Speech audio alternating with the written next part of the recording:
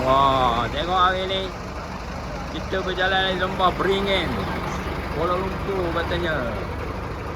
Oh, pandangan genting nampak, tapi kita tak boleh nampak kabut kuat.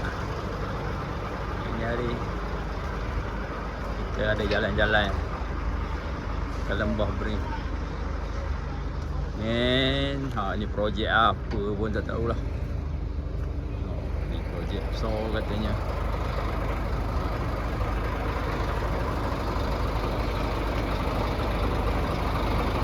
Kabus kuat oh.